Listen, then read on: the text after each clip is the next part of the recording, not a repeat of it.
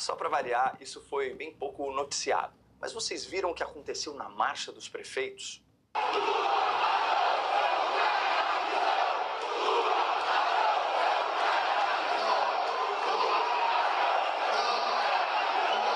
Pois é. Numa semana em que, em tese, o governo petista tomou fôlego eleitoral, milhares de prefeitos e gestores municipais recepcionaram o vice-presidente da República, Geraldo Alckmin, puxando um coro de Lula ladrão, seu lugar é na prisão. O Palácio já esperava certa animosidade, considerando que Lula foi vaiado nas edições anteriores da marcha, nos anos de 2024 e 2025, e por isso decidiu poupar o petista de um novo constrangimento nesse ano de eleições.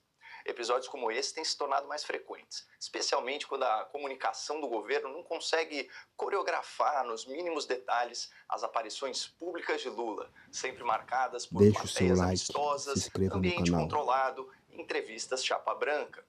Lula não se sente confortável com o contraditório, gosta de jogar com a torcida sempre a favor e faz o que pode para não desgastar sua imagem controlando a narrativa. É por isso que o petista se recusou a participar da tradicional conversa com jornalistas no Salão Oval após o encontro com Trump, preferindo organizar uma coletiva de imprensa na Embaixada Brasileira com lista aprovada de jornalistas e ordem de perguntas sorteada com antecedência. Eu confesso a vocês que eu acredito muito no poder da narrativa. Contudo, de vez em quando, Lula não consegue escapar do povo e é brevemente exposto ao termômetro das ruas, como aconteceu nessa semana em Camaçari, na Bahia, principal reduto eleitoral do PT, onde imagens de Lula sendo cobrado por populares sobre a farra do INSS viralizaram. Mas voltando à Marcha dos Prefeitos, o fato é que Lula arregou. Faltou ao evento municipalista mais importante do calendário nacional e abriu espaço para o seu concorrente direto, que foi ovacionado pela plateia.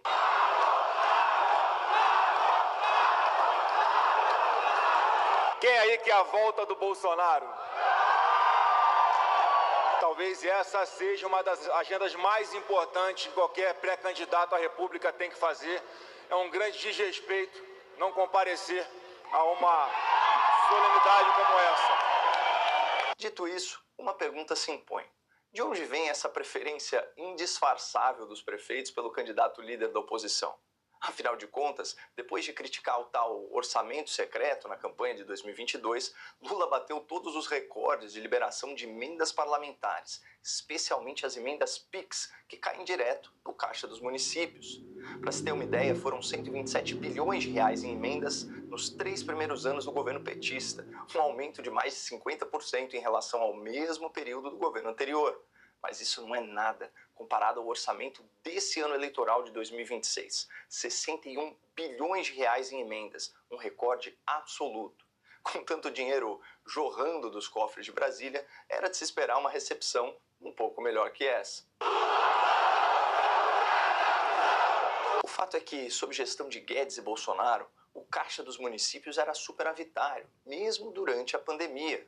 Em 2021, esse valor atingiu o seu ápice, superando os 100 bilhões de reais de caixa nas prefeituras, em parte por causa das medidas de responsabilidade fiscal adotadas pela União, como congelamento de gastos com folha de pagamento durante a crise da Covid-19. Menos Brasília e mais Brasil. Foi dessa forma que, em especial durante a pandemia, o governo do presidente Bolsonaro fez a maior distribuição de recursos federais para estados e municípios da história. Todas as prefeituras no azul durante o governo do presidente Bolsonaro, porque ele não escolhia coloração partidária na hora de definir para qual município os recursos federais iriam. Atualmente, mais da metade dos municípios está no vermelho.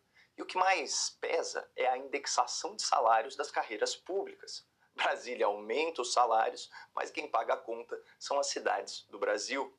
Também não ajuda o fato do governo federal parasitar os municípios mais produtivos, arrecadando uma fortuna em impostos sem oferecer uma contrapartida justa.